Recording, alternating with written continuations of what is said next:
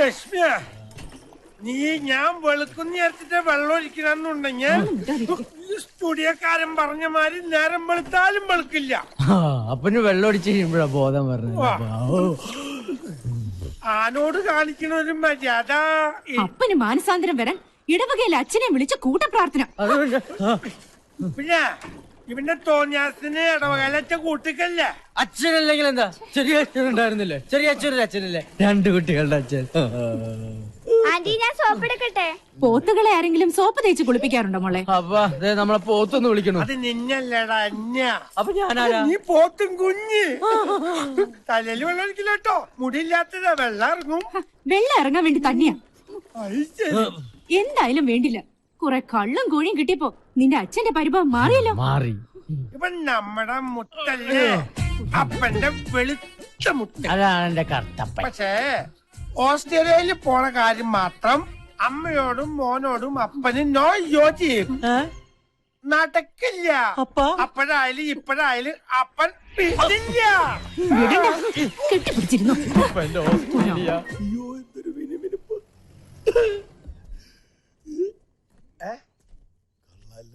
ഇത് ആരുടെ car? Thomas Mathew സാറിന്റെ.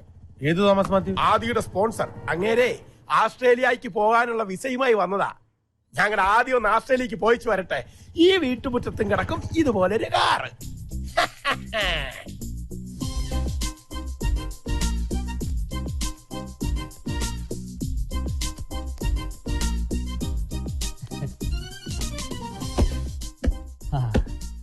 ഞാൻ ഇങ്ങനെ ഒരു ഓഫർ തരുമ്പോ ഒരിക്കലും പ്രതീക്ഷിച്ചതല്ല ഇത്രയും പെട്ടെന്ന് ആദ്യത്തിന് 10 പേരെ സംഘടിപ്പിക്കാൻ കഴിയുമെന്ന്.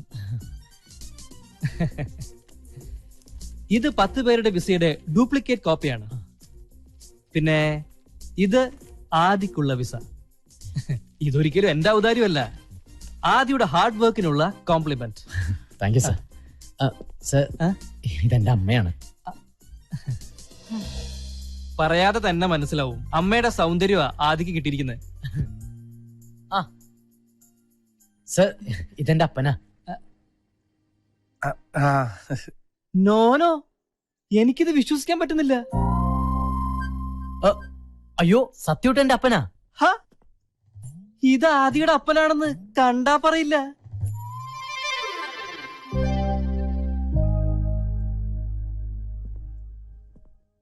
ഈ പ്രായത്തിൽ ഇത്രയും മുതിർന്ന മകനോ? ആദിയുടെ ഫാദർ വളരെ യങ് ആണ്. Anyway, you are lucky. Adi, ഇപ്പൊ വരാപ്പ. അവന് പോകാനുള്ളതെല്ലാം ശരിയായി. ഇപ്പൊ സന്തോഷിക്കല്ലേ വേണ്ടത്? എന്നിട്ടെന്താ ഇങ്ങനെ മുഖം കറുപ്പിച്ച്? അതിന് എന്റെ മുഖം വെളുത്തിട്ടല്ലോ ലക്ഷ്മി. അവനൊരു നല്ല ഭാവി ഉണ്ടാവണം തന്നെ എന്റെയും പ്രാർത്ഥന. പക്ഷേ നമുക്കിടയിൽ അവനില്ലാത്തൊരു ദിവസത്തെ കുറിച്ച് എനിക്ക് ചിന്തിക്കാൻ പോലും പറ്റണില്ല.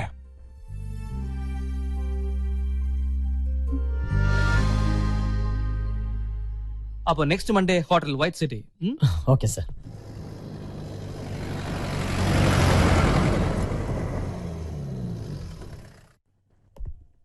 Good morning sir. Morning. One Mister Thomas Mathew, room number 105. 1 second sir. Sorry sir, Thomas Mathew എന്നൊരാളിവിടെ റൂം എടുത്തിട്ടില്ല.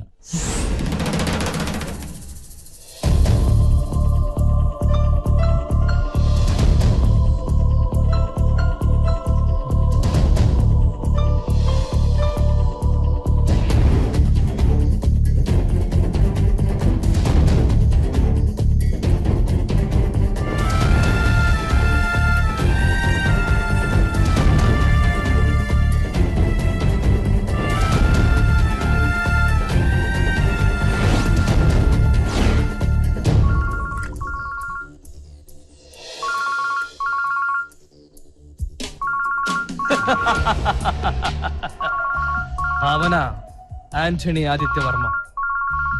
അവനിപ്പോൾ ഹോട്ടൽ വൈറ്റ് സിറ്റിയിൽ എത്തിക്കാണും. ഞാൻ ഇങ്ങോട്ട് പറഞ്ഞ വിവരം പാവം അവൻ അറിയില്ലല്ലോ.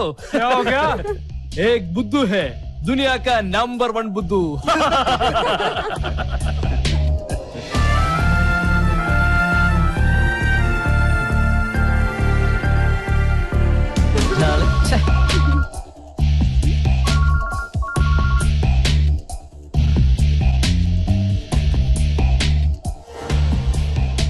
ആന്റണി ആദിത്യവർമ്മ.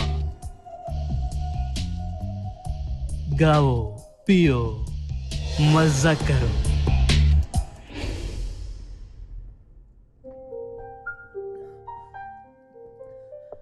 എടോ, ദിവസവും നമ്മൾ പത്രങ്ങളിലൂടെയും ചാനലിലൂടെയും ഇതുപോലുള്ള നിരവധി ചീറ്റിങ്ങൾ അറിയുന്നുണ്ട്. എന്നിട്ടും നിന്നെ പോലൊരാൾ അവന്റെ വലയിൽ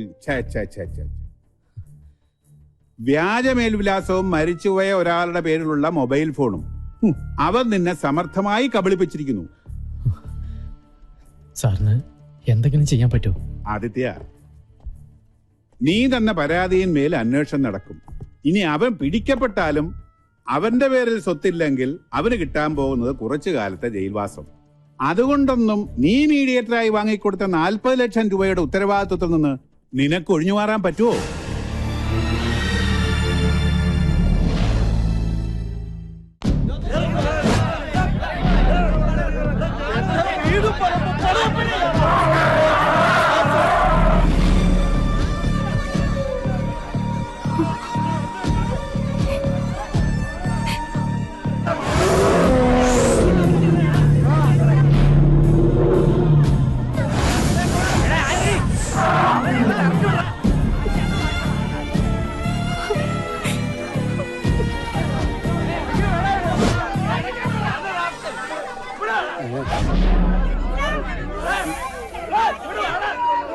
കർത്താവേ, എന്റെ ലോറി ഇനി ആന്റണിയുടെ മുറ്റത്ത് കിടന്ന് അത് അപകടമാ.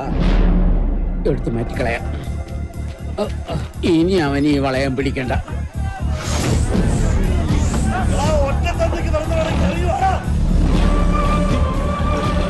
ഞാനല്ലേ തെറ്റിയത്?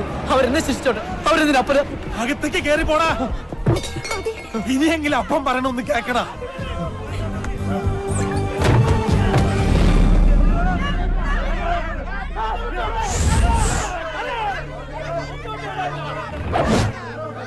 മതി, നിർത്ത്. ഇനിയൊന്നും പറയരുത്. ആരെയും കണ്ണടച്ച് സ്നേഹിക്കുകയും വിശ്വസിക്കുകയും ചെയ്യുന്ന ഈ ആന്റണിയുടെ മകൻ ഒരു അബദ്ധം പറ്റി. എല്ലാരും അവനോട് ക്ഷമിക്കണം. അവനെ ശപിക്കരുത്.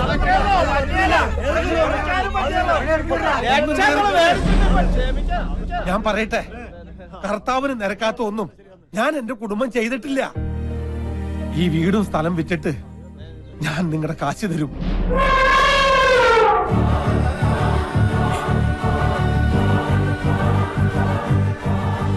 ആന്റണി വെറുമ്പാക്ക് പറയാറില്ല. ഒരൊറ്റ അപേക്ഷയുള്ളൂ. അതിനൊരു അല്പം സാവകാശം എനിക്ക് തരണം. എല്ലാരും പിരിഞ്ഞു പോണം. ആന്റണി പറഞ്ഞോണ്ട് പോവാ.